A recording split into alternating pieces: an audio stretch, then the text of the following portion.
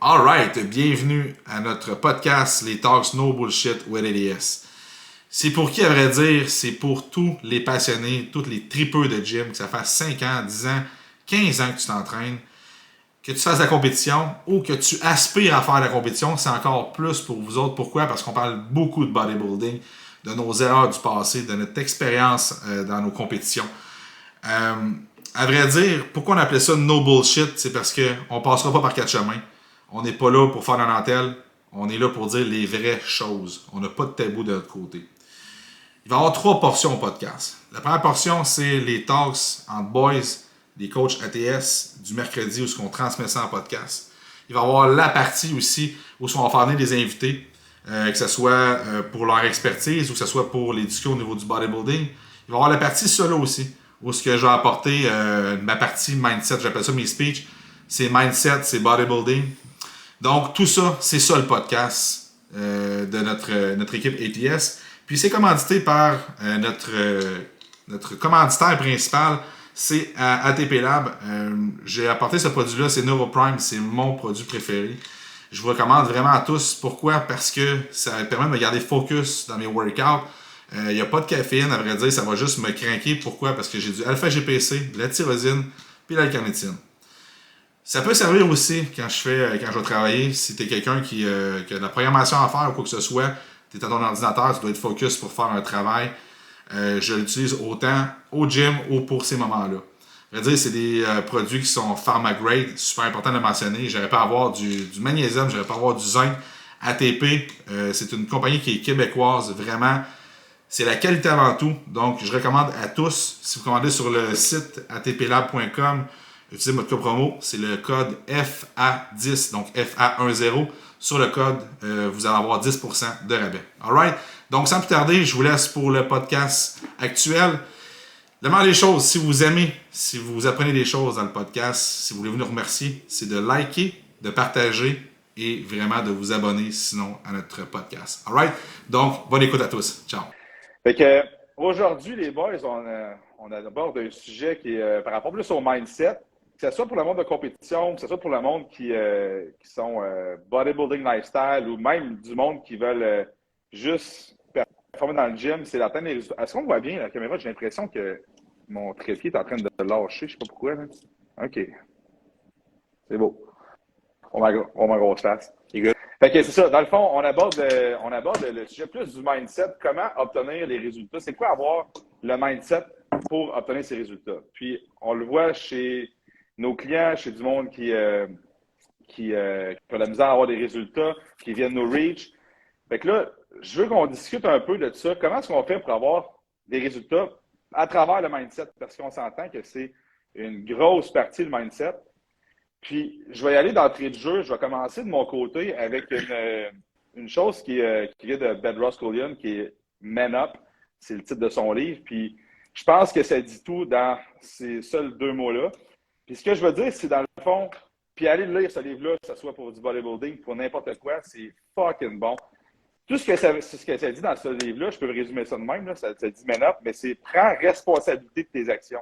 Puis, ça veut tout dire, puis je m'exprime dans tout ça, c'est que quand tu réalises que tu es la seule personne qui a un impact dans ta vie, dans le fond, que ça soit positif ou négatif, c'est ta responsabilité. Peu importe ce qui va se passer, c'est de ta responsabilité. Il n'y a personne qui va te mettre un esti de Joe Louis dans la gueule. Il n'y a personne qui va me dire que ah, mais c'est pas de ma faute, c'était trop bon. Je m'en contrefous, man. C'est de ta faute, si tu fuck up. Même titre que si tu réussis, tu as des estis de résultats, ça va bien, c'est de ta faute. C'est pas juste de la faute du coach. On te donne des outils, c'est toi qui fais le job. Là. On peut donner les meilleurs outils aux meilleurs clients, tu sais, qui ont le meilleur potentiel. Mais Chris, si tu le fais pas, tu n'en auras pas de résultats. Fait que, man up, je ne vais pas dire mais prends responsabilité puis sois vraiment comme fair à toi. Parce que si tu ne te fais pas confiance à toi, dans le fond, ce que ça va faire, c'est que si tu n'es pas fair envers toi, mais tu ne te feras pas confiance, à vrai dire. Puis c'est là, après ça, ça va découler. C'est là qu'il va y avoir une problématique. Parce que si tu mènes up ta game tout le temps puis que tu prends responsabilité, c'est là que tu vas faire comme hey, shit, OK, j'ai fuck up là. Tu as le droit de faire. Tu as fucking le droit de faire. Puis ça fait partie du processus. Si tu fails, tu te pètes la gueule, c'est good. Ce qui est pas good, c'est si tu te pètes la gueule puis tu te relèves pas. Puis Tim Grover, il dit quelque chose de fucking bon, c'est que il dit, moi, quand je me pente, il dit, je prends 2 minutes. Il dit, je reste à terre. J'ai fait, je reste là, puis je pense. Puis je regarde qu'est-ce que j'ai fait, puis après ça, je me relève. Parce qu'un coup, tu es relevé, il ne faut pas que tu te repètes la gueule, ça me faire. Parce que là, tu es juste calme. Tu peux te péter la gueule une fois, 2 fois, tu es calme. Apprendre tes erreurs, puis des erreurs des autres aussi. Tu sais, si tu vois que quelqu'un a fait quelque chose puis s'est pété la gueule, ben là, je veux dire, t'es un peu cave de refaire la même chose. Fait que c'est le même principe. Si un coach te dit, fais pas ça, il va arriver ça, puis que tu le fais, je m'excuse, mais ça fait pas de sens, là. On vient de te le dire, on est passé par là, puis on t'a directement dit quoi faire ou ne pas faire, puis tu t'en vas dans cette direction-là. Fait que maintenant, prends responsabilité. Tu es la seule personne qui a responsabilité sur toi. Puis je reviens avec l'attribution externe et interne, là, ça revient au même titre, mais en mettons, c'est plus version française. Si tu te mets à tout à faire l'attribution externe, ouais, mais il est arrivé telle affaire. Tu sais, le cas typique, là. J'ai pas de résultat. Ouais, mais il est arrivé telle affaire. Ouais, mais ouais, mais j'ai eu ça. Ouais, mais j'ai eu ça. Je m'en calisse, pour vrai. Je m'en contrefous. Honnêtement, là, t'es pas supposé avoir d'excuses de même. T'es supposé dire, attends un peu, mec, c'est ce que je dois m'avancer. Si tu as fuck up, là, puis que tu sais qu'il y a eu quelque chose qui s'est passé, il n'y a pas de ouais, mais c'est comme, hey man, j'ai fuck up là, il est arrivé telle affaire. Regarde, next time, ça n'arrivera pas. Je sais que si je m'en vais là, il faut que je planifie genre 2-3 000 parce que ça se peut qu'il y ait du trafic, ça se peut qu'il y ait ça. Là, tu viens de dire à ton coach que tu as fuck up. Ouais. Fuck up, good, tu nous l'as dit. À cette heure, man up, qu'est-ce qu'on fait pour pas que ça se reproduise? Vas-y, mec. Ben, c'est ça, c'est qu'en réalité, il y a des solutions à tout. Fait que, tu sais, c'est clair que dans ton parcours, pour avoir les résultats que tu vas obtenir, il va en arriver des challenges, des affaires, des imprévus. Si tu es tout le temps là qu'à t'asseoir sur les problématiques qui font face à toi, tu n'en auras pas de résultats. Fait que lâche les excuses, trouve des solutions. Ton coach est là pour ça. Fait que communique avec, puis mets les actions en place. Comme tu as dit, c'est les actions que tu mets là aujourd'hui qui vont dicter tes résultats. Tu n'as rien pour rien. Puis ça, c'est une des beautés du sport aussi que le bodybuilding nous apprend, puis qui se reflète dans d'autres sphères de la vie, c'est qu'il faut que tu travailles pour avoir ce que tu veux. Puis il n'y a pas de résultat sans travail. Ben, tu me fais rire, Zach. Si tu ris, Zach, il a un sourire contagieux. Même tu ris, je suis pas capable. C'est pas de ma faute. C'est Sarah, elle dit, je sais pas c'est quoi l'anecdote, mais fromage à l'égard dans le fond, je trouve ça intéressant. Sarah...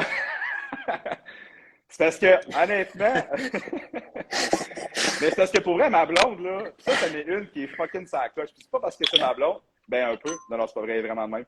Mais honnêtement, là, elle est toujours sa coche. Elle mange tout le temps ses affaires. Puis on a eu la discussion en plus, je pense que c'est tantôt, puis parce que je disais qu'est-ce que je sais pas parler, puis j'ai dit, tu sais, pour vrai, t'es fucking sa coche, parce que t'as tout le temps tes affaires, t'es jamais pris au dépourvu. Tantôt, elle est allée, je sais pas trop, ça arrive sud. Puis à un moment donné, je l'entends comme comment. Je dis, qu'est-ce que tu manges? Je dis, je prends mon fromage avec gros mes affaires. Puis je suis comme, OK, ton bikini meal plan, là. Et ben ouais. Mais j'ai dit, tu sais, pour vrai, ben, j'ai dit, honnêtement, là, c'est pas tout le monde qui est comme ça. Puis j'ai dit, c'est fucking hot parce que tu fais tes affaires, tu prévois en conséquence. Puis guess what? Asti a des résultats. Fait que, tu sais, ça reste que dans la préparation, c'est ça qui va faire que tu seras jamais surpris. Là, j'ai plein d'affaires. J'ai pris des notes, les gars, vous l'avez vu, je vous l'ai envoyé tantôt, là. Mais s'il y a quelque chose sur enchérir, Zach, sinon je me relance. Là. Ben, je dis rapidement, c'est à walk the talk. Fait que, nous autres, en tant que coach, j'ai toujours une mission de faire ça. Puis ça le prouve elle aussi qu'elle a fait ça. Fait que, j'allais dire aussi quelque chose tantôt. Là, tu disais, mettons, de pas se mentir à soi-même. Puis de self-responsibility, c'est super important. Puis ça fait penser à une quote justement mais que j'ai entendu de Seth Rowe aussi. Ça veut pas nécessairement dire que c'est lui qui l'a inventé. Mais quand tu dis don't lie to yourself, puis genre, quand tu sais que t'as fuck up puis tu ne mens pas à toi-même, moi, c'est un peu cheesy, mais je l'ai tatoué sur mon corps, cette quote tellement que je trouve que ça veut tout dire. Fait pour moi, c'est quand t'as fuck up, à la place de blâmer ça sur des facteurs externes ou sur X personnes ou peu importe, prends-le sur toi-même.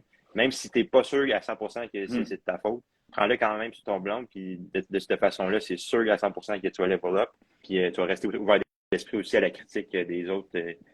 Souvent, il y a juste constructif. Oui, exactement. Puis, tantôt, je parlais d'attribution externe-interne. Je n'ai pas nécessairement expliqué c'est quoi, mais mettons, l'attribution externe, c'est que tu attribues à l'externe toutes les les défaites ou les fails que tu as, ça vient de l'extérieur. C'est pas de ta faute. Puis l'attribution interne, c'est que quand peu importe ce qui va arriver de positif, ben ça, c'est toi, c'est moi, c'est-à-dire ça arrive, c'est à cause de moi. Fait que c'est ça. Ça, c'est vraiment un esti de mentalité de loser. Si tu veux être un vrai loser, attribution externe, là, toutes les victoires, c'est à toi, mais toutes les défaites, ça va de l'extérieur, c'est pas de ta faute, t'es blanc comme neige. Ça, c'est une bonne mentalité de loser. Si tu veux rester là, le même boy toute ta vie, là, ça, c'est parfait, là, t'es dans la bonne direction. Fait que... Ben, c'est que tu restes dans les excuses. Tu sais, quand tu vis des choses négatives, on va tout faire dans quelque part, peu importe. Fait que, si tu veux progresser, c'est d'être capable de te regarder dans le miroir. Qu'est-ce que moi j'ai fait? Parce que clairement, si ça c'est arrivé, je dois avoir une part de responsabilité là-dedans. Si je me ferme les yeux là-dessus, comment que je grow? Genre, j'avance comment? J'avance pas, là. Je suis dans les Exact. excuses. Tu sais, ça va à mon deuxième point, c'est que tout se passe dans ta tête aussi. Tout se passe dans ta tête. Fait en premier lieu, là, si tu crois pas en toi, là, si, mettons, tu crois pas en l'objectif que tu t'es mis, mais que ton coach disait, hey, c'est quoi l'objectif? Ah, moi, je vais faire telle affaire. Mais que déjà là, en partant, tu as fait ça juste parce que, tu sais pas trop quoi dire, puis tu t'es mis là, mais que tu fais comme, ah, fuck, man, je sais pas. Tu sais, il y a plein d'exemples qui vont me en tête, là. C'est, si tu n'as même pas fait encore un an de gym, puis tu dis, ah, moi, je vais aller contre Chris Bumstead à Olympia. C'est comme, c'est des. Je pense pas qu'en ce moment, là, tu crois vraiment à ton objectif. J'exagère le fois 1000. Là. Mais c'est quand même ça, c'est que si tu ne crois pas en toi, en l'objectif que tu t'es fixé, tu as fait en partant. Le reste, comme, pense-y même pas de ce que je vais dire après. Là. Tu sais, si tu as trop d'humilité aussi, parce que je regarde, je me suis pris fucking plein de notes, là, mais si tu as trop d'humilité, ça, c'est une cause de chaque côté, ben c'est pas une coach, mais ça vient de chaque côté. J'attribue toujours le mérite à la personne qui dit quelque chose parce que, je veux dire, quand tu lis, quand tu écoutes des podcasts, à un moment donné, t'en apprends, puis je veux dire, c'est pas tout moi qui invente ça. Mais il parlait de l'humilité puis de la fierté, puis je trouvais ça vraiment bon parce que l'humilité, ça tue la fierté dans un certain sens. Puis là, je m'explique, là, je fais ça bien vite, là, c'est que quand tu te dis trop humble, c'est que tu te rabaisses dans un certain sens. C'est que là, tu crois pas, tu veux pas trop faire d'affaires parce que tu veux pas non plus trop créer de bruit. Tu veux comme rester comme low profile. Fait qu'il y a une différence entre être humble puis être fier.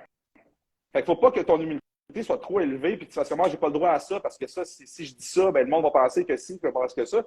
Puis je le dis par expérience parce que dans ma famille, l'humilité, c'est crissement important. Puis c'est parfait de même que j'ai été éduqué comme ça. Même année, il faut faire attention parce que si tu t'en vas trop du côté de l'humilité, ben tu perds en vision un peu le feeling du succès et tout ça parce que tu fais comme ah, je suis peut-être pas prêt, je suis peut-être pas dû pour ça, moi, tu sais, je suis peut-être trop. Fait que tu te rabaisses un peu dans un certain sens. Ben, tu sais, il y a une limite, là, ça revient aussi à être réaliste. Là. Si tu bragues, tu dis comme ah, je vais faire à l'Olympia, tout ça, comme ta gueule, man. Tu sais, si tu dis comme hey, moi je crois que je peux faire telle affaire, puis tu sais, honnêtement, mettons, je dis j'aimerais ça avoir ma carte de pro, puis tu sais, t'es quand même dans les top, tout. Il y a quelque chose à faire avec ça. Là. C'est quand même, t'es réaliste, le monde y croit, puis toi tu y crois. Même si le monde y croit pas, on s'en fout, à vrai dire, là. Mais il faut que tu crois en toi en premier, puis après ça, tu as des objectifs qui sont quand même réalistes avec ce que tu as. Ça, c'est juste d'être fier. Puis tu sais, de parler de tes accomplissements, c'est d'être fier. Ne pas être humble, c'est genre juste parler de soi-même puis de se coller des autres. Ça, c'est pas être humble. Fait il y a une différence entre les deux. Puis pourquoi que je parle de ça, c'est que si on remonte à ce que j'ai dit, c'est que l'important, c'est de croire en soi. Puis une des premières affaires qui m'est arrivée, c'est à la Legends Cup. Je faisais du bodybuilding parce que j'aimais faire du bodybuilding. Puis à la Legends Cup, c'est la première fois que j'ai vraiment comme une belle victoire. Puis ma shape, j'étais comme vraiment fier de ma shape. Puis j'ai gagné l'overall, le muscle musculaire. Puis tu sais, ça m'a vraiment comme je fais oh shit. Là, j'ai réalisé, je fais OK, mais peut-être que je peux faire de quoi là-dedans. Puis là, j'ai commencé à croire beaucoup plus en moi qu'avant. Parce qu'avant, j'étais comme oh, faut être arme, tu sais, moi, Canada, nanana. Puis tu sais, j'avais vraiment une mentalité plus low profile. Puis maintenant, je fais non, attends une minute. Puis j'avais une discussion avec Greg. Puis Greg avait comme dit là, il dit t'as le droit d'y croire. T'as le droit de penser à aller au national puis de vouloir gagner national. T'as le droit de faire ça. T'es rendu là, man. Tu sais, faut que tu y crois toi-même. Puis j'étais comme Chris, c'est vrai. Puis c'est à partir de ce moment-là que j'ai eu un déclic, que j'ai fait, sais-tu quoi, je pense que je peux faire de quoi. Je pense que je peux faire de quoi. Puis à un moment donné, ben là, c'est ça à longue, mais quand tu te l'enregistres, tu te crées une identité. Puis ça, c'est super important, c'est de se créer une identité. Ouais. Puis tu sais, toi, ton déclic s'est fait au bon moment. Je veux dire, ce thinking-là, tu l'as pas eu à ton premier show. Là. Puis souvent, honnêtement, c'est un trait de caractère qui, selon moi, qui différencie ceux qui vont aller loin de ceux qui iront pas loin. Tu sais, quand quelqu'un commence et qu'il se met là en partant, c'est comme quand t'es trop intense, là, c'est pas bon signe non plus, tu sais. Fait qu'il faut que tu sois... Tu sais, les gens qui sont terre à terre, souvent, puis c'est un peu le cas qui est arrivé pour toi, c'est qu'au début, tu sais, oui, tu voyais ton potentiel, peut-être que tu te voyais pas là. Puis là, tu as eu justement la Legion Cup qui est arrivée, qui a fait un déclic. C'est parce que tu étais rendu là dans ton cheminement, puis tu étais solide dans ta vision des Tu sais, choses. si tu regardes Chris Bumstead, là, maintenant, il a fait un genre d'entrevue, puis il parlait qu'il venait de tourner pro, puis qu'il voulait s'en aller dans les classiques. Puis première année, il dit, je suis dans le top 5. Il dit, comme, tu sais, c'est incroyable pour moi. Mais tu sais, ce gars-là, là, je veux dire, c'est monsieur là, classique. Puis quand il a fini top 5, pour lui, c'était comme, wow, genre, je peux pas croire que je suis là. Ben, tu sais, il s'est quand même fixé des objectifs qui étaient réalistes, puis rester quand même terre à terre, comme tu dis. C'est juste la différence. Des fois, être très, très mince, humilité, la fierté, puis braguer, tu sais, c'est comme, il y a quand même une différence entre ça. Puis c'est juste parce qu'il y a du monde qui sont plus rarement éduqués comme ça, mais que, hey, tu sais, faut que tu restes un, faut que tu restes un. Fait que là, dans le fond, tu n'as pas le droit de parler de tes fiertés, puis de parler de tes objectifs. Mais il faut que tu sois capable d'en parler, il faut que tu sois fier de ça, parce que c'est ça qui va te créer une identité aussi. Puis c'est pour ça que je parlais d'identité, que c'est super important, parce que quand tu te set up un objectif, si tu n'as pas le mindset de dire comme, OK, mais mettons que je veux être, exemple, un pro bodybuilder. Ben, toutes les fois, il faut que tu dises, OK, live là, aujourd'hui, qu'est-ce qu'un pro bodybuilder ferait? Si j'ai pas mon meal, qu'est-ce qu'un pro bodybuilder ferait? S'il arrive tellement, qu'est-ce qu'un pro bodybuilder ferait? Il faut toujours que tu aies ça en tête qui roule, puis ton identité va vraiment, à un moment donné, ça va être du béton. Là. Fait que tu vas être bien plus aligné vers ton objectif parce que tu agis déjà comme ça. Ça va comme se matérialiser, mais ça, on dit toujours, avant d'être pro, il faut que tu agisses. Avant d'être pro, il faut que tu sois pro.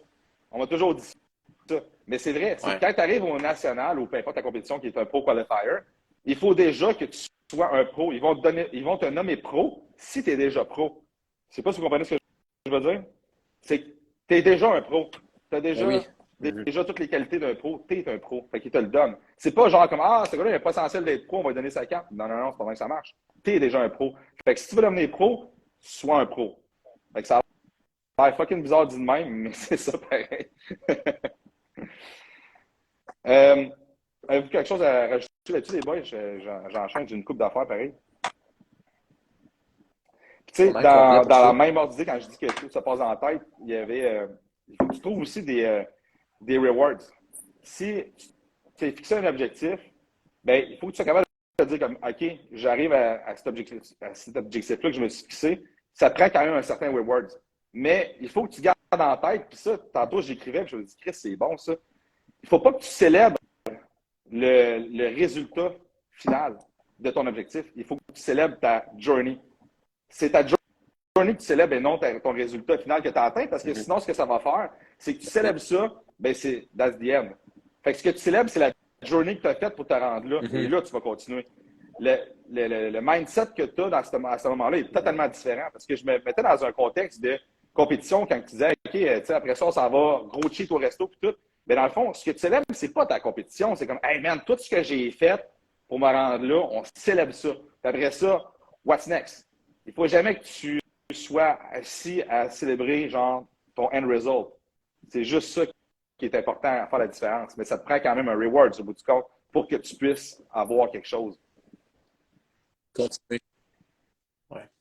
Mais la meilleure façon de rester où tu es en ce moment puis de ne pas progresser et de stagner, c'est de regarder tes wins passés. Je pense que tu faisais justement un clip là-dessus sur Insta, ça me fait penser.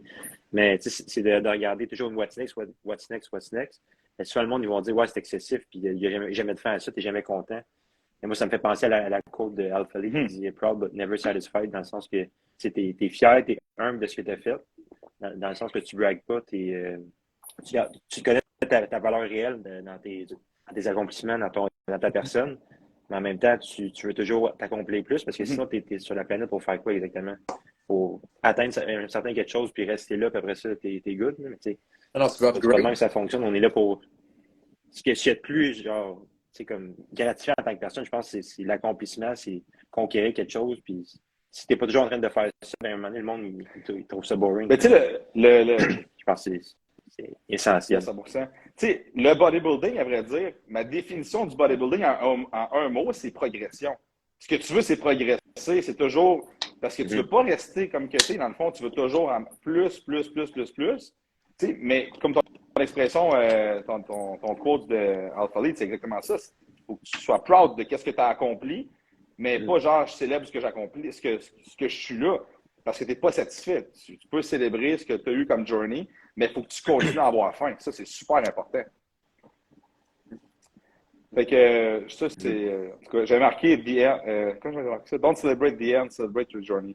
Fait que là, ça, je vais faire. Ça, c'est ma signature, c'est moi qui ai regardé ça. Je sais pas. Ça doit peut-être exister quelque part.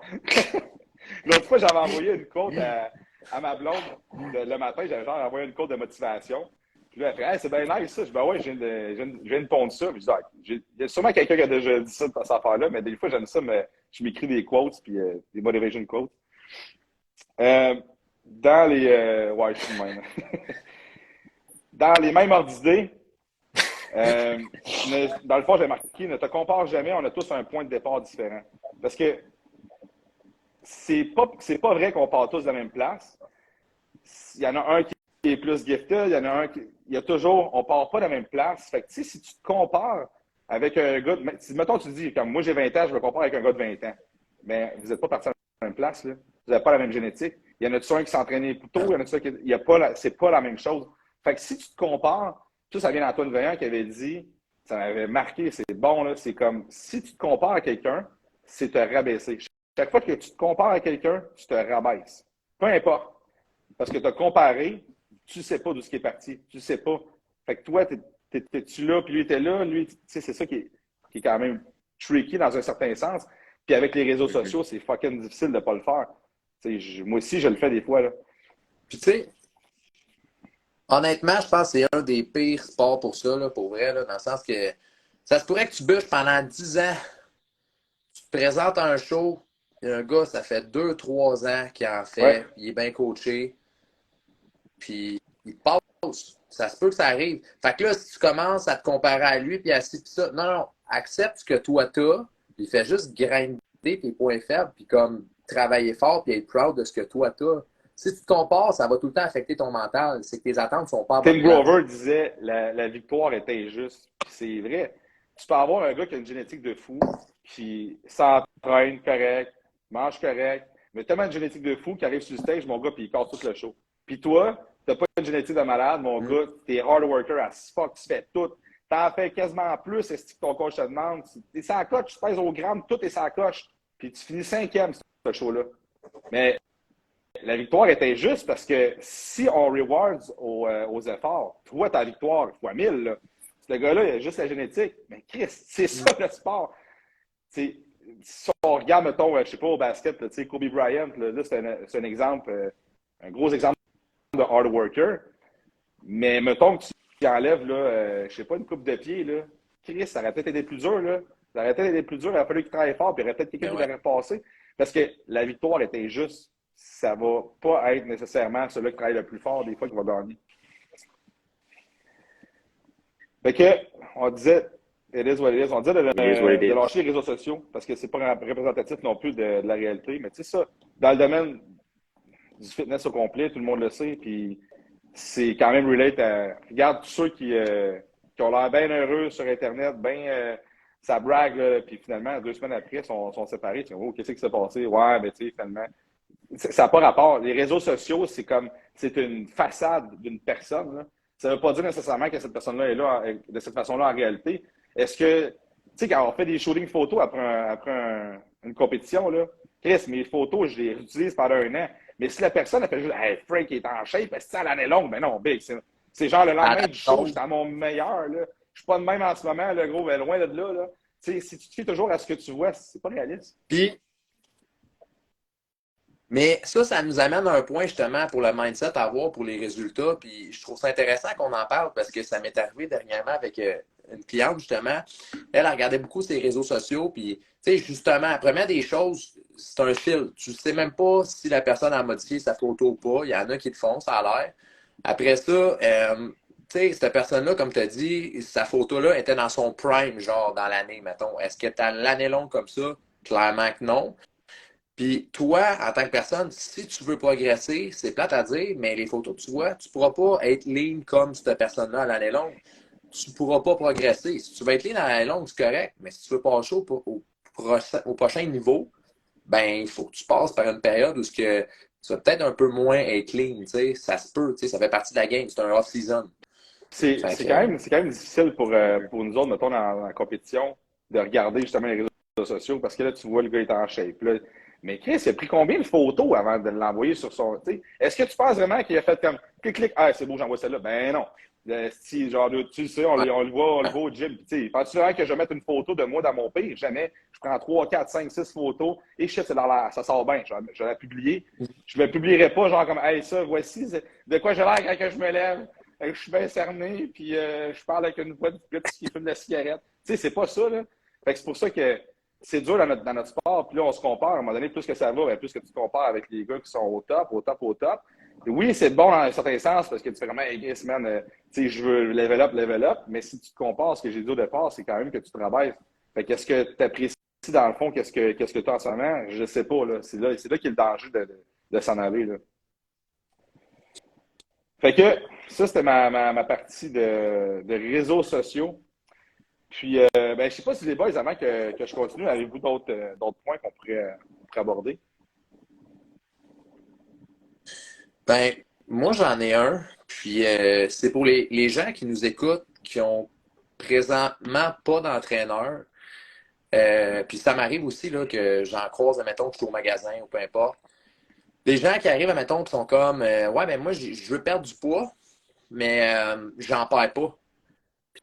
Puis finalement, tu te poses des questions, tu sais, as-tu un entraîneur? Tu traques-tu ce que tu manges? Non, non, mais je mange bien. OK, mais manger bien, c'est relatif. Toi, ta perception de bien manger, c'est la tienne. Moi, c'est la mienne, tu sais. Fait que si tu ne traques pas tes calories, mettons que tu es free for all dans tes calories, ben, il va falloir que tu t'attendes à ce que tes résultats aussi, ça soit free for all. Si tu veux perdre du poids, il faut que tu sois en déficit. Ça te prend quelqu'un qui va te guider dans ça. C'est la base. Si tu es sérieux dans tes résultats, que ce soit une prise de masse, que ce soit une perte de poids, tu as besoin de quelqu'un pour te guider. Puis c'est pas en pensant que tu manges bien que tu vas avoir des résultats. Non. Puis il n'y a personne qui t'a appris comment tracker tout ça, puis bien faire pour éviter de perdre ton temps, puis de justement sauter aux résultats, optimiser ton temps. C'est un entraîneur. C'est pas pour rien que c'est une job, tu sais. C'est qu'il y a eu de la formation qui s'est faite. Puis si tu veux sauver du temps, si tu es sérieux dans tes résultats, le meilleur conseil que je peux donner à tout le monde, c'est de se prendre un entraîneur en qui tu as confiance, puis d'écouter ce que cette personne-là te conseille, puis de mettre des Ouais. actions en place. Puis justement, c'est exactement ce que dans la direction où je m'en vais, c'est de prioriser les résultats futurs au plaisir présent. Ce que je veux dire par là, c'est que c'est comme un compte de banque un peu, là. C'est comme si tu dis comment moi j'aimerais ça avoir tel, je sais pas moi, tu veux t'acheter une maison. Ben Chris, il va falloir que tu fasses des sacrifices, là, il va falloir que tu mettes de l'argent de côté. Là. Fait que si tu te dis à toutes les fois comme ah si hey, à soir on s'en va à telle place, hey demain on fait telle affaire, là je vais m'acheter ça, hey, je me suis acheté une nouvelle affaire, je me suis acheté un nouveau iPhone. Gros, tu vas économiser comment ton cash? Parce que dans le fond, tout ce que tu fais, c'est avoir du plaisir présent, tu t'en vas justement, tu t'en vas te cheater. Fait que, tu sais, c'est ça que tu vas faire, c'est que tu vas dépenser tout ton argent, c'est le même principe. Il va falloir que tu sois capable de penser qu'il faut des sacrifices pour obtenir tes résultats. Fait que tes sacrifices, c'est quoi? Ben, c'est de ne pas dépenser de la petite junk puis d'économiser ton argent pour t'acheter ce que tu veux. C'est le même style de principe dans l'entraînement. Si tu veux avoir tel résultat, il va falloir que tu sois capable de faire des sacrifices. Il va falloir que tu sois capable de dire, il va falloir que je souffre live là pour le futur. C'est ça qui va t'amener tes résultats. Si tu n'es pas capable de penser comme ça, tu n'auras jamais de résultats. Il faut que tu sois capable de faire des sacrifices puis de souffrir. Puis à la longue, ces sacrifices-là ne seront plus des sacrifices parce que ça va devenir une habitude de vie. Ça va devenir des habitudes. Mais si tu n'es pas prêt à les faire, je veux dire, pense même pas avoir des résultats. Là. Parce que j'ai jamais vu quelqu'un qui a des abdos puis qu'il n'y a jamais eu de. Ben, à part, mettons, tu pognes un skinny fat, là. Ben, pas fat, mais un skinny. Mais ça prend. Si tu vas avoir du. Tu sais, c'est quelque chose de difficile à atteindre, il va toujours avoir une partie de sacrifice. Pourquoi que c'est gratifié d'avoir des abdos? Pourquoi qu'on dit, Chris, tu, man, le gars avec les abdos là-bas, il s'accroche, man. Pourquoi qu'on dit ça? Parce que c'est dur à avoir. Si c'était facile, là, Il n'y a personne qui dirait comme hey man, check le gars des abdos. C'est ah, regarde, man, il a vu c'est rien. Mais là, pourquoi que c'est hot, un gars qui est fucking shred? Parce qu'on sait les efforts que tu as à mettre pour aller jusque-là. On sait les sacrifices que la personne a dû faire pour avoir ce shape-là. Mais si toi, tu regardes quelqu'un qui a une shape de même, puis tu dis ah, moi, je vais avoir ça. Ben, gros, il va falloir que tu te lèves de bonne heure, il va falloir que tu t'entraînes, il va falloir que tu manges sa coche, il va falloir que tu laisses faire ton 5 à 7 que tu fais tout le temps, le mercredi et le jeudi. Là. C'est ça la réalité. Mais du monde qui pense que, ah, ben, moi, je vais faire ça, je vais me prendre un peu de ci, un peu de ça. Là, ils pensent au produit miracle. Pas même que ça marche, man. Puis après ça, comme, ah, lui, il a des résultats parce qu'il prend ça, il fait ci, il fait ça. Non, non, non. Ce gars-là a des résultats parce qu'il est fucking sérieux dans ses affaires. C'est ça la réalité. Puis toi, tu n'es pas capable de faire des sacrifices parce que tout ce que tu penses, c'est ton bien-être personnel au présent, d'être satisfait, ta satisfaction personnelle. Même titre que tantôt, il n'y a personne qui te colle sur un joli dans la gueule. C'est toi qui le manges. Mais justement, ça ramène au point que tu disais tout à l'heure. Les gens qui pensent de même, ah, lui, il a des résultats à cause de ça. C'est les gens qui ne sont pas capables de se regarder puis de faire, hey, moi, j'ai pas ces résultats-là parce que lui, il fait ça de plus que moi, je fais pas. Puis c'est drôle parce que justement, dans mon livre audio, un matin, c'est ça qu'il disait, c'est que, tu sais, autant au niveau financier que dans le gym, ben, si tu veux des résultats, c'est de spotter, bon, qui c'est autour de moi qui a des résultats, autant au niveau financier qu'au niveau de l'entraînement, puis ils font quoi ces gens-là que moi, je fais pas? Ça, c'est de regarder dans le miroir parce que je regarde ce que je fais pas que les autres font, puis je vais mettre les actions en place comme ces gens-là font pour avoir les résultats que ces gens-là ont. Puis gros, il va falloir que tu acceptes la critique aussi. Tu sais, dans cette mesure-là, de regarder qu'est-ce que les autres font ou ne font pas, que moi je devrais faire ou ne pas faire. Puis si quelqu'un de ton entourage, ben ton entourage ou quelqu'un qui fait quelque chose que toi tu voudrais faire, tu dois avoir je sais pas moi, cette acquisition-là, puis cette personne fait ça là, ou cette shape-là, puis qui dit ben oui, on va tabarnak, qu'est-ce que tu fais, t'es tout croche, fais ci, fais ça, fais ça. Mais il va falloir que tu fermes ta gueule puis tu fasses comme pendant 2 minutes, je vais y penser. Ouais, c'est vrai, man.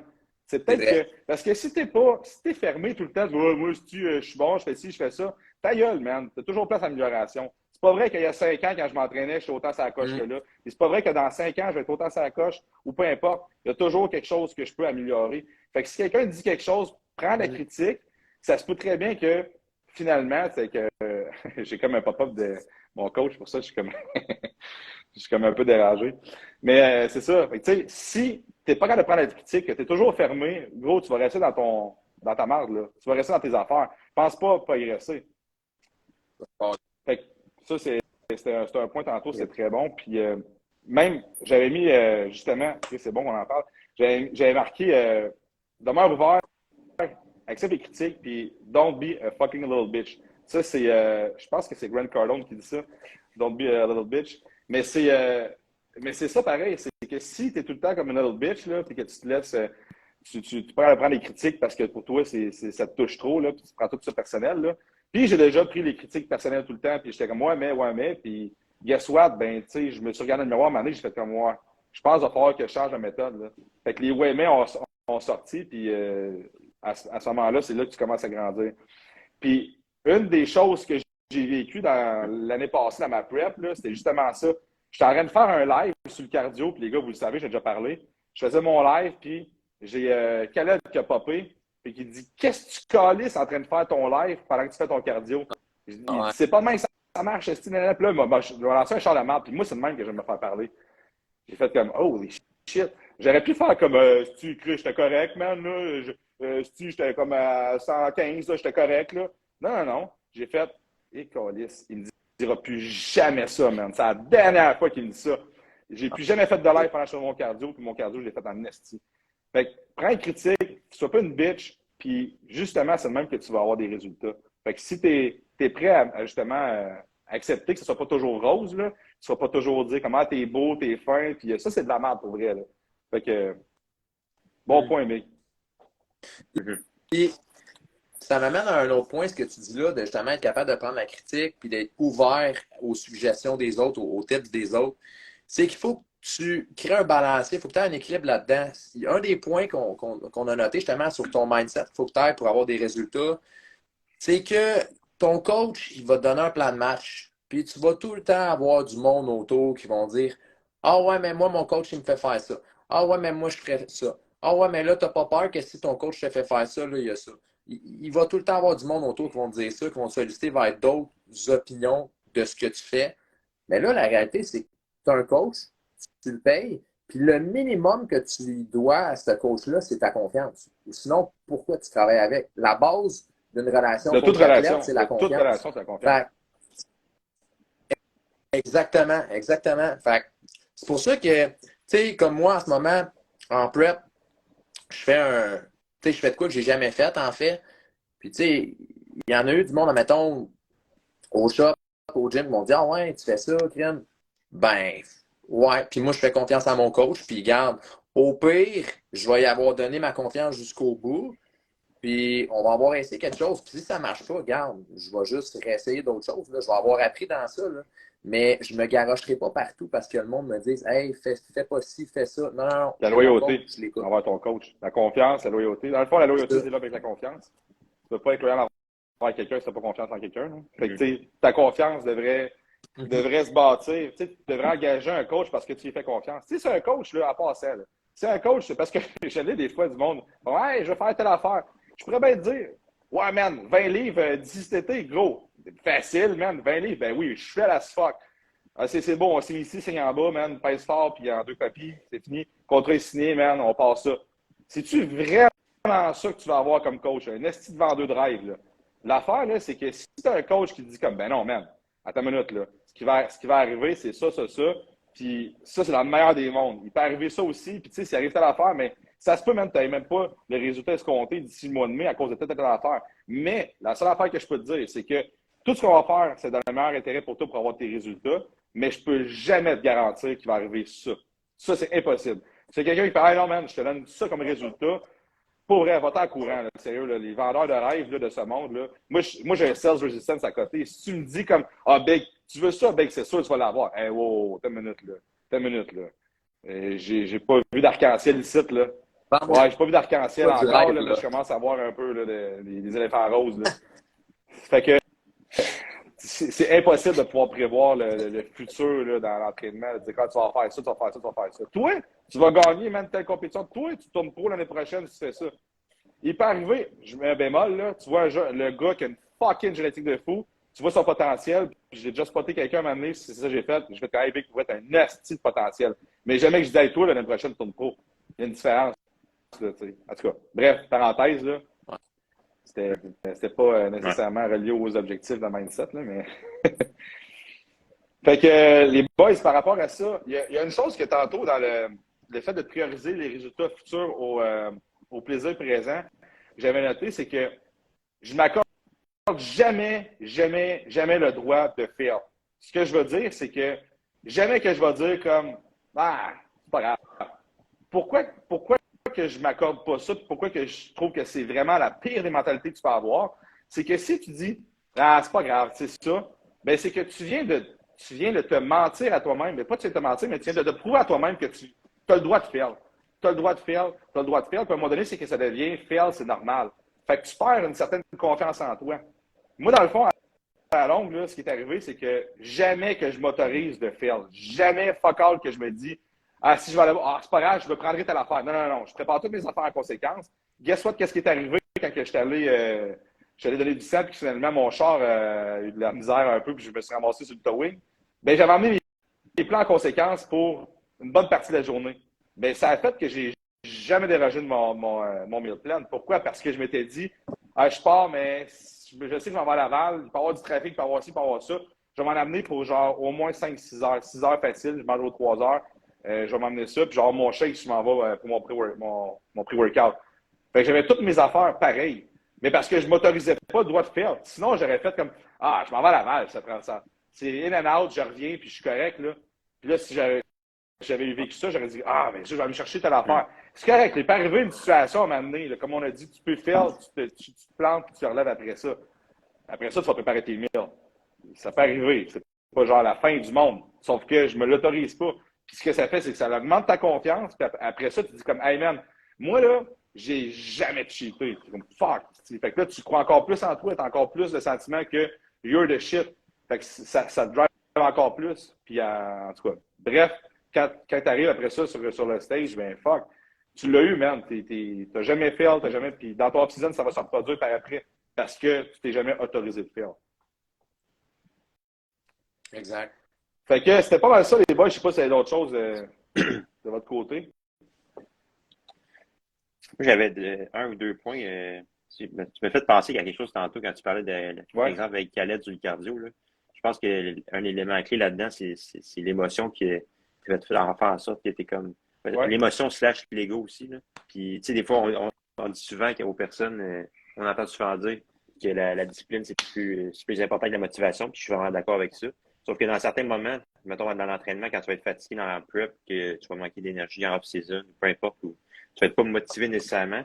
Mais moi, je pense que c'est positif de penser à quelque chose soit qui te fait de la peine ou qui est négatif, ou qui te frustre à l'intérieur, puis de diriger ça dans un hard set dans tes trainings.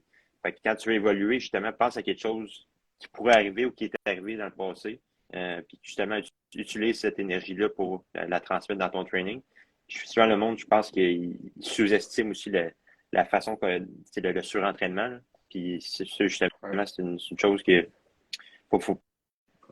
Non, j'ai juste dit ouais pour vrai. C'est vraiment insignifiant comme commentaire. OK, excuse, parce mon affaire. Je pense que mon Wi-Fi a coupé 2 secondes. Mais non, c'est ça. Fait qu'il faut que tu manages ton surentraînement. Mais en même temps, il ne faut pas que tu aies peur de ça et que tu sois comme je vais m'entraîner comme light, pas trop, là, parce que ça, je vais me surentraîner. Si tu as ce mindset-là, honnêtement, c'est sûr que tu ne vas jamais grow parce que c'est vraiment une des choses les plus difficiles de bâtir du muscle. C'est quasiment mieux de te surentraîner pour essayer de réacheter ton volume que de t'entraîner comme en momoun puis de faire ça à moitié puis finalement que tu restes juste parce que tu es en ce moment. Fait que ça, c'est vraiment mon opinion par rapport à ça.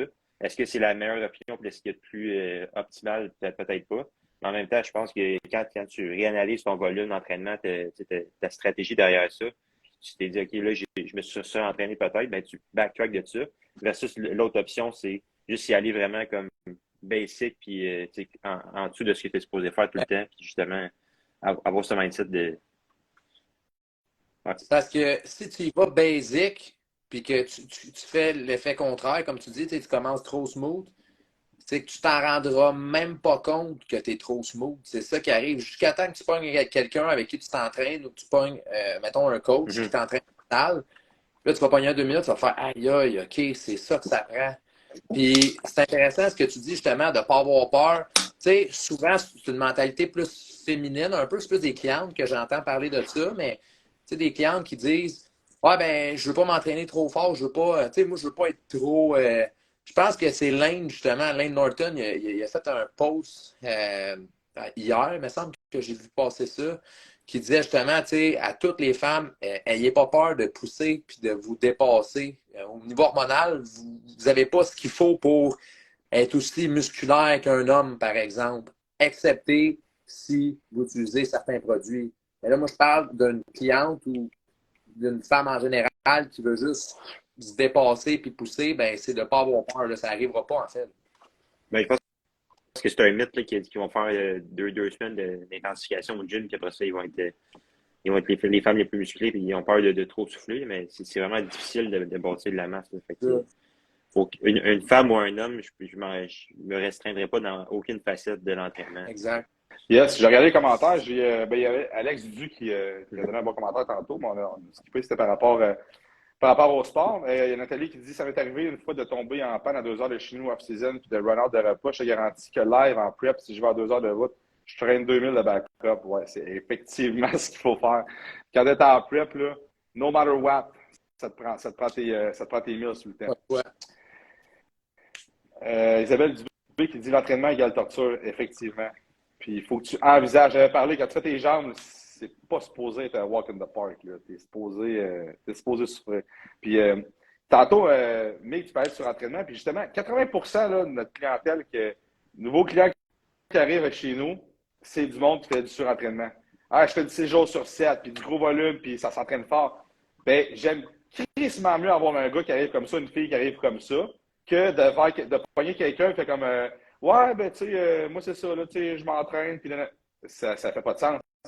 J'aime bien mieux avoir à tirer un peu sur les coups, je dis les coups, j'ai de la campagne, ça, c'est un attelage de cheval.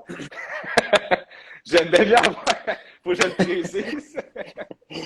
J'aime bien mieux avoir à tirer comme ça à la corde pour retourner la personne que d'avoir à fouetter, puis à fouetter, puis à fouetter parce que la personne ne donne pas assez. C'est bien plus facile de slow down la personne puis qu'elle en fasse plus parce que tu as bien plus de résultats quand tu t'es intense au gym puis tu te donnes puis tu en fais plus que si tu n'en fais pas assez. Parce que bâtir du muscle, c'est dur, s'il vous plaît.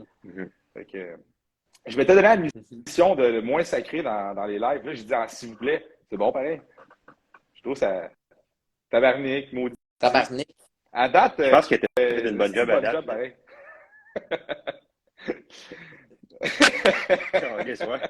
C'est vraiment parental advisory. Les boys, moi, ça faisait pas mal le tour, honnêtement, de ce qu'on avait à discuter par rapport au mindset. On pourrait en jaser longtemps. Je pense qu'il y avait des questions, c'est vrai. On avait spoté. Mon trépied a vraiment de la misère. Une question pas qui revenait, mais une question qui nous a posée, c'est comment gérer, vous, les blessures et garder un bon mindset quand même? S'il y en a des boys qui veulent répondre. Ben, quand tu gères une blessure, tu la gères, mais après ça, c'est plus de prévenir la blessure qui est important. Fait que tous les exercices de mobilité en pré-training ou investir dans un masso, faire des étirements, ces choses-là. Mais tu sais, quand tu gères une blessure, tu n'as pas le choix. Ça dépend à quel point c'est grave, là, mais c'est de la gérer et de donner du temps de repos pour que tu ne fais pas juste comme continuer à t'entraîner autant fort et que tu laisses l'articulation ou le muscle récupérer. Puis ensuite, ben, c'est vraiment de la prévention. C'est pour ça qu'on prône souvent d'aller chercher de l'aide d'un masso, d'un physio, d'un chiro, de ces choses-là, avant même que. Quand tout est good, juste pour t'entretien, question d'entretien, et non juste quand t'es blessé ou quand t'es. Peu importe. Tu sais, comme Zach il dit, nous, notre rôle, c'est plus vraiment à titre préventif, principalement. Puis, quand tu as une blessure, l'idéal, c'est d'aller chercher un diagnostic. Puis, c'est pas ton entraîneur qui va pouvoir te le donner nécessairement. Il faut que tu ailles chercher vraiment un professionnel qui va être apte à te dire ce que tu as, à te donner un diagnostic sur ta blessure. Puis après ça, c'est d'écouter les recommandations, puis de communiquer les recommandations à ton entraîneur. Puis nous, après ça, en fonction de ce qui est véhiculé, ben, c'est là qu'on va mettre les actions en place. Puis nos recommandations à nous qu'on peut rajouter dans le tas. Chose certaine, c'est que le meilleur conseil que je peux te donner pour une réhab, une blessure, peu importe, suis les conseils et les exercices de ta physio. Trop souvent, j'entends du monde qui ont été blessés, puis il y a 5 ans, je me suis blessé à l'épaule, puis là, j'ai encore ma blessure qui traîne, puis là, je questionne la personne. Dans le temps, là, quand il t'a donné des exercices, les suivais-tu? 80% du monde ne les suivent pas. Puis c'est plate, tu sais, c'est pas comme un exercice, c'est pas comme t'entraîner au gym. Tu t'entraînes au gym pour le plaisir de le faire. Là, c'est des exercices à la maison, c'est moins le fun. Mais pense-y comme il faut, là, ta blessure, là, si tu t'entraînes pendant 5 ans, t'es pas plus d'avance. Fait que les petits exercices que tu te fais donner, suis-les, puis sois à jour là-dessus. Ben, exactement, c'est bon que tu finisses avec ça, Mick, parce que je pense que la question, c'est le nouveau mindset. Comment est-ce que tu abordes la blessure? Moi, ce que je pourrais te dire, c'est que quand que je me blesse, peu importe c'est où, je me dis, je vais juste mettre l'emphase ailleurs, tout simplement. Tu sais, j'ai déjà eu du monde blessé à l'épaule, puis ils font pas de jambes. C'est comme, what the fuck, man, qu'est-ce que tu fais? Genre, martyrise tes jambes, fais-les 3 fois semaine, fais-les 3 fois semaine. Je veux dire, fais n'importe quoi, tu t'es blessé au poignet, ben t'as une autre main. Je veux dire, t'es capable de faire d'autres choses, là. Si tu t'es pété le bassin, cassé la colonne, je peux comprendre que faut que tu restes au lit, là. Mais quand tu t'es pété le bras, tu peux toujours faire de quoi? Je me suis entraîné avec Khaled pendant un temps, puis il s'est pété, il était blessé tout le temps, puis à un moment donné, c'était juste un bras qui pouvait s'entraîner. Il a eu mal dans les genoux, il y en a eu des blessures, Khaled, puis jamais qu'il a chialé, puis il s'entraînait, puis il continuait. Ben, c'est ça, un pro. Un pro, il fera pas comme, ben là, je m'entraînerai pas parce que je peux pas faire telle affaire. Non, non, non. Tu t'en vas au fucking gym puis tu fais ce que tu peux faire. Tu donnes le 100% du pourcentage que tu as en ce moment que tu peux donner. Je me suis blessé au biceps la semaine passée en faisant mon squat. Pourquoi? Parce que quand j'ai racké, j'avais tellement de poids que j'ai vraiment tighté mon biceps, c'est mon brachialis, c'est mon biceps. Ben, le lendemain, je suis arrivé pour faire du pec. Je fais, shit, je peux pas faire du pec. Qu'est-ce que j'ai fait? Ben, j'ai fait d'autres choses puis j'ai continué à un bras. Le lendemain que j'ai fait, ben, j'ai essayé de faire le plus que je pouvais des triceps. Mais les triceps, ça faisait mal. Bon, ben, je vais faire des mollets, je vais faire des abdos. Le lendemain que j'ai fait des jambes. Fait que, tu sais, il y a un moment donné, c'est où ce qui a été blessé, puis qu'est-ce que tu peux faire? Fais juste changer ton training adopte ton training pour ce que tu poussais le plus. Fait que c'est ça, je te dirais, le mindset que tu dois avoir. Il n'y a jamais de backup, là, de dire, ah, je ne vais pas m'entraîner, je suis blessé au bras. Tu es blessé au bras, tu as des hosties de jambes, fais tes jambes, man. Mais c'est parce que c'est quoi? C'est que ce qui arrive, c'est que le monde, ah, mais les jambes, c'est pas tellement évident. J'en ai pogné un gars en rehab, là. J'en ai pogné un gars, je fais sa rehab, il y a une certaine blessure. Un gars ou une fille, je ne veux pas que les personnes se sentent ciblées. Ben, quand je te fais tes jambes, ah ouais, mais tu sais, j'aime moins ça. Je m'en fous, man, fais tes jambes. C'est là que tu vas progresser. C'est quand tu as une blessure en quelque part que tu vas mettre l'accent ailleurs. Bref, je me répète, là, mais c'est ça mon thing. Ouais. That's it. J'avais 18 ans, puis je sais pas si je l'avais déjà compté, Frank, là, je m'étais échappé une plaie comme un moron au gym, direct sur l'orteil. Puis pendant comme 2 mois, j'étais pogné dans une botte, une botte là, avec de l'or. C'est comme un genre de casque, mais qui t'aide à récupérer. Mais je m'entraînais quand même. Puis imagine, là, ça fait 5 ans de ça, puis j'étais même pas autant motivé que dans le training. J'aimais tellement ça l'entraînement que j'étais comme, je vais conduire au gym avec ma botte, je vais presque pas eu un accident, je m'en fous. C'était mon pied droit. Après ça, je vais au gym pareil, puis je fais mes trainings de jambes, je fais des leg extensions ou je fais des. Peu importe, là, puis je fais des upper body. Puis toujours moyen de substituer. Peu importe. Quand j'ai eu mon opération, j'ai été opéré pour mon hernie ombilicale, puis on me disait que ça prenait 6 semaines avant de retourner au gym. 2 semaines après, je suis dans le gym. Fait que je faisais tous les exercices que, dans le fond, je mettais toujours ma main sur mon ventre, puis je me disais, OK, si je sens mes abdos, ou si j'ai mal un peu, je change d'exercice. Fait que j'ai commencé que je faisais j'ai passé une journée, une semaine que c'était des exercices de mollets que je faisais, juste des mollets. Fait que j'allais au gym, je faisais des mollets. Fait que je sais qu'assis, ça faisait pas mal. Fait que je faisais le seated, je faisais un autre seated, mais avec les jambes allongées. À un moment donné, j'ai quand même mettre un petit peu de poids, je le faisais standing. Après ça, quand j'ai été capable de faire ça, leg extension, je le faisais parce que je sais plus penché. Mais j'allais au gym, pareil, je faisais ce que je pouvais parce que je sais que ça va me permettre de progresser. Puis mentalement, ça m'a aidé vraiment parce que tu vas au gym, tu as l'impression que tu progresses pareil, même si des fois, tu n'as pas besoin, tu as l'obligation de step back quand même si tu veux faire 2 pas en avant pareil. Mais en tout cas, on pourrait parler longtemps, là, mais c'est vraiment la mentalité à avoir selon moi. Là. Tu le veux-tu vraiment, à vrai dire? Vas-y, Puis tu sais, si je peux conclure, dans le pire des cas, si tu peux pas aller au gym, encore une fois, ben ce que tu peux contrôler, c'est ton plan alimentaire. Il y a tout le temps de quoi que tu peux faire. C'est pas parce que tu peux. Ben, mettons, dans le pire des cas, comme je dis, tu peux pas aller au gym, que tu mets tout ça là, puis tu cancelles tout ça là, puis après ça, tu viens me revoir dans 3 semaines, puis tu me dis, ah, j'ai vécu ça. Non. Il y avait des affaires que tu pouvais faire, puis là, tu as décidé de tout lâcher, puis c'est pour ça qu'on est rendu là. Claire. Deuxième question.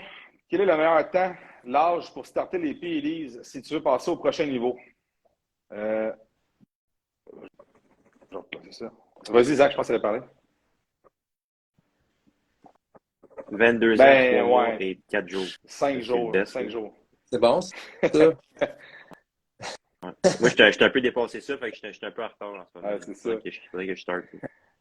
Niveau de l'âge, c'est sûr qu'il faut que tu aies atteint la puberté, selon moi. Il faut que tu aies dépassé facile ton 18 ans. Après ton 18 ans, tu es encore vraiment comme optimal hormonalement. Tu as encore la tête dans le tapis. Moi, je dirais la réponse idéale, c'est attends le plus longtemps possible. Le plus longtemps possible. Puis quand tu vas sentir que tu as stagné, tout ça, tu es rendu à un certain niveau, tu fais comme moi, c'est quoi, je vais faire de la compétition, j'ai des goals qui sont quand même assez élevés. Là, tu peux penser aux PEDs. Mais l'affaire, c'est qu'aujourd'hui, il y a des jeunes, c'est comme, aussitôt que ça va au gym, on a déjà parlé, c'est comme le starter pack, là, ça va faire des balls, des SARMs. Ben, à ce temps, c'est des SARMs. C'est tout le temps ça. Comme, ben, je fais pas rien, mais je fais des SARMs. Non, Big, tu fais quelque chose, tu fais des SARMs. Fait que c'est super facile, c'est des gouttes en dessous de la langue, ben, tu peux le boire direct, là. Mais c'est ça le problème, c'est que c'est super facile. On voit pas que c'est dangereux nécessairement. Mais les SARMs, puis on a une formation avec John Jewett en plus lundi. Et tu sais, tout ce qui est SARMs, c'est ce qu'il y a le moins d'études. C'est quand même ce qu'il y a de plus risqué. Puis rendu là, tu sais, t'es quand même mieux de faire des PEDs, là. Parce qu'on sait exactement c'est quoi. On peut faire des blood tests puis tester ça. Ça n'aura pas nécessairement de gros impacts sur ton blood glucose. Mettons, on parle de tests, ces trucs-là. Fait que, tu sais, rendu là, c'est quand le meilleur temps. C'est propre à chacun. Ça dépend c'est quoi tes objectifs. As-tu des objectifs de compétition? C'était combien de temps que tu es coaché? Tu sais, il y a des étapes à franchir. Tu sais, dans mon temps, les étapes à franchir, c'était comme tu prenais des BCAA. Après ça, tu prenais de la créatine. Ça, c'était l'esti step. Après ça, tu as eu les pré-workouts, tu prenais du pré-workout. Après ça, tu te faisais chicaner par ta mère. C'est pas ça m'est arrivé, je le dis. Là, après ça, le next level, il y avait les du M1T. C'est ça, le M1T? Le M1T, c'était comme des pro-hormones. Là, ça, moi, je l'ai jamais fait, mais j'ai juste vu mes chums l'en faire et avoir des bitch tits parce que ça augmentait ta test et personne ne prenait la testosterone. Fait que là, le next step, c'est genre comme ça, tu prenais un Winstrol en pilule ou des Volt, c'était ça, puis on n'avait pas de guide. Fait que c'était comme ça la progression. Mais quand tu étais rendu à prendre du Winstrol en pilule, là, t'as donné que c'était un méchant bout de t'entraînais, un méchant bout, t'avais un coach. Fait que, et là, la différence d'aujourd'hui, que c'est ultra banalisé de faire comme ah, moi, je fais ça, je fais ça, je fais ça. Ah, mais Big, ça fait genre 1 an que tu t'entraînes, tu n'as jamais eu de coach, tu ne sais même pas comment manger. Quand tu vas être capable de me dire, puis ça, c'est ce que tu disais tantôt, Mig, tu sais, si tu arrives là, puis tu me dis comme ah, moi, je calcule pas ma bouffe, ben Big, c'est le temps que tu calcules, lâche ton D-ball, puis commence à faire ta bouffe comme il faut, puis à calculer des affaires, tu vas avoir des résultats. Lâche ton rad puis ton MK, c'est comme ouais, mais j'ai pas faim, mais tu manges quoi? Ben, je mange comme qu'il faut, là. Mais non, tu manges pas comme qu'il faut parce que tu as besoin d'avoir une structure pour justement progresser. Puis là, après ça, tu iras chercher un edge. Mais c'est trop facile de sauter sur le edge tout de suite parce que, guess what, ça donne des résultats. Puis là, ce monde-là qui va associer résultats aux PEDs, aux SARMs, bien, aussitôt qu'ils vont les arrêter, ils vont perdre, c'est normal, c'est la base, ils vont perdre quand même un gain de poids ou des résultats. Ils vont faire, ah, fuck, là, ils lâchent le gym, slow down, puis après ça, c'est comme un peu depress parce que là, tu n'as pas fait de PCT, tu n'as pas fait de relance, tu n'as rien fait. Fait que, ah, fuck off, là, ça lâche le gym. Ça, c'est quand même un cas classique qu'on voit, là. Mais si tu avais fait ça comme il faut, puis tu avais pogné un coach, tu avais fait tes affaires comme il faut, d'ici 3 ans, tu aurais peut-être tombé ces PEDs, si tu avais fait ça avec des blood tests comme il faut, ben là, tu serais en train de continuer parce que tu scalerais, parce que tu étais rendu là. Mais tu sautes des étapes. Mais c'est facile parce que dans la vie, aujourd'hui, tout le monde veut sauter des étapes. Tout le monde veut faire 1 million de chiffres d'affaires, mais ils ne sont pas prêts genre, à gérer le risque et à faire comme oh shit, man, c'est pas facile. Mais ben non, mais c'est normal. Tu ajoutes un si gros char aussitôt que tu fais un petit peu d'argent. Ben oui, mais là, il n'y a plus d'argent dans le compte, puis qu'est-ce que tu vas faire, là? Tu peux plus gérer rien. Fait que c'est quand même la réalité. C'est autant. Je fais toujours le parallèle au niveau financier parce que même avec Glenn Norton, il en parlait, c'est tellement facile de faire la relation entre les deux. Là. Fait que Nick Genet qui dit si les SARMs se prenaient en injection, personne n'en prendrait effectivement. Tellement de monde. Je connais quelqu'un qui faisait des cycles de Nadrol back to back to back to back. J'étais comme Big, sérieux, ton foie va lâcher, c'est tellement pas bon, tu vas faire des blood tests. Puis je le croisais au gym, j'étais comme sérieux, j'ai mal pour toi. Mais comme ah, mais non, mais je suis pas prêt encore à faire ça. Je suis comme moi, mais c'est dangereux, tu joues avec ta santé, man. Tu sais, renseigne-toi, va faire des blood tests, va regarder. Si tu fais ça de même non-stop, là, à un moment donné, c'est sûr que ça va casser. Puis c'est avec des trucs comme ça que le monde va faire comme hey, c'est dangereux. Oui, c'est dangereux. C'est vrai que c'est dangereux parce que c'est fait en innocent. Et je ne traite pas la personne d'innocent de faire ça. C'est comme la façon que c'est fait. Fait que, bref, mon rant est fait. Dernière question, vous pensez quoi du machine shoulder press, du indu, bien fait, machine de marque, etc. Wow! C'est bien drôle. D'après moi, c'est Félix. Non, je dirais pas le nom. Je dirais pas le nom. Mais c'est quand même très drôle. Zach, t'en penses quoi de la machine shoulder press au gym indu? Très bonne. Okay. Très bonne. Moi, je ne vois pas de problème. Là, ben, dans le fond, pour ceux qui ne savent pas, c'est quoi cette machine shoulder press que tu es incliné, le dos est incliné, puis c'est une plate loaded, puis tu presses vers l'arrière parce que tu es incliné. Ouais. Ben, tu es en ligne quand même avec tes épaules. Là. Je dirais que un exercice ne peut pas être de la merde pour tout le monde. Il peut être de la merde pour une personne, mais pour une autre personne, il peut être super bonne parce que, dans le fond, la façon qui est faite, biomécaniquement parlant, pour une personne, sa physionomie comme, ne permet pas nécessairement d'aller dans cet axe-là. Peut-être que ça crée trop de torsion. Fait que ça dépend de ta mobilité. Mais moi, je l'aime bien. C'est sûr que moi, de mon côté, moi, mes scapulas ne bougent pas super bien ensemble. Fait que ce que je fais, c'est que je la fais à une main. Quand je sens que je commence à avoir de la friction, là, quand je commence à avoir des douleurs dans les épaules, si je la fais à une main, ben, j'ai plus de mobilité de ma scapula. Fait que j'ai moins de restrictions. Quand j'ai fait à 2 mains, ben là, c'est là que j'ai un peu de système d'accrochage. Pas système, syndrome d'accrochage. Fait que c'est pour ça que je vais prioriser des fois une main. Il y en a qui vont le faire de face. De face, je trouve que t'as pas assez de support. Fait que là, quand tu descends, ben là, toute la torsion est dans le bas de ton dos. Fait que de la faire normalement, coucher sur le dos, puis tu presses comme ça, je la trouve quand même très bonne. C'est juste, ça peut être de la merde pour quelqu'un, puis quelqu'un d'autre, ça peut être super bon. Ben, je pense que c'est un bon tip que tu as amené. Puis moi aussi, quand je l'ai fait, mettons, je mets c'est des plates aimantées qu'il y a au industriel. Là. Même chose sur toutes les hammer strikes que j'ai mis, dans le fond, entre le bras d'appui où est-ce que les plates sont. Juste pour que, dans le fond, tu commences dans une position qui n'était pas en gros étirement, que tu ne startes pas nécessairement de là pour être optimal. Là. Mettons, tu commences, il était petit. Puis quand, mettons, tu commences pour le press, ben, les affaires, vu que c'est aimanté, s'ils s'en vont pas, puis tu vas tomber ses orteils. Tu vas voir du monde, ils vont mettre des plates en dessous. Mais c'est parce que quand tu les enlèves, ça sac le cave, là, tu roules un dé parce que ça peut C'est tomber un ses orteils. esti de bon tip, ça. Mais c'est juste pour commencer dans une position que t'es pas ici, mais Ouais. t'es là. Et nous, ton range of Mais motion, dans il le est pas fond, là, il est ici. Fait que... Puis aussi, je descends le banc. Je le dans le fond, drop dans le boule. parce que des fois, le monde ne voit pas nécessairement comment tu le fais, mais c'est que ton shoulder press ou ton chest press, c'est que Ouais. quand tu le commences, des fois, c'est que tu es en surétirement, donc tu n'es pas nécessairement en position de force. Parce que ce que ça fait, c'est quand tu mets des plates aimantées, Ouais. c'est que tu pars directement en activation. Ton muscle est déjà activé, tu n'es pas nécessairement tellement en étirement que tu n'es pas en position active. Fait que c'est pour ça que quand tu te mets de même, ben, tu es déjà en position de force. C'est parfait. Honnêtement, c'est un assez de bon tip ce que tu donnes là. Puis il n'y a pas beaucoup de monde qui font ça. Même moi, je ne le faisais pas, puis quand on s'entraînait ensemble, tout est arrivé avec tes plates. Je fais, c'est pas fou, ça. Faut que tu prennes le temps de. J'ai C'est notre brain boy. ouais. J'ai pas inventé ça, par Mais exemple. tu sais, ça, c'est une autre affaire. Parce qu'on en jasait l'autre fois dans un meeting de coach, mais tu sais, tu apprends toujours quelque chose en quelque part. Je veux dire, j'ai appris à marcher en quelque part, c'est mes parents qui m'ont montré comment. Tu sais, j'étais pas. Ouais. À l'école, qui t'apprend les choses? Ben, Chris, le professeur qui t'apprend les choses. Fait qu'à un moment donné, tu sais, de dire comme, mais tu sais, c'est pas moi qui ai inventé ça. Ben, sérieusement, là, il y a bien des affaires que c'est pas nous autres qui a comme été chercher ce knowledge-là juste par l'expérience. Il y a bien des affaires que c'est parce que c'est quelqu'un qui nous a enseigné ça. Fait que, tu sais, il y a du monde qui vont dire, ouais, mais là, tu sais, ça vient pas de toi. Ben oui, mais puis je m'en fous, man. J'ai payé je sais pas combien pour aller chercher cette formation-là, pour aller chercher ces connaissances-là. Mais en contre-fou, ça vient pas de moi. Là, maintenant, je les ai, je t'ai transmets. Sois donc bien content. Sois content que je t'ai transmis ces informations-là. Pourquoi tu payes un coach? Pourquoi tu payes un coach? Parce que tu n'as pas les informations pour progresser. Maintenant, tu payes. Puis là, tu as comme tout le knowledge qui est comme tout cru dans le bec parce que nous autres, ça fait je sais pas combien de temps qu'on suit des formations. Puis que année après année, ben, on continue. Ben, c'est parce que nous autres, on te garoche ça sur une feuille, merde. Toutes les informations, c'est garoché sur une feuille.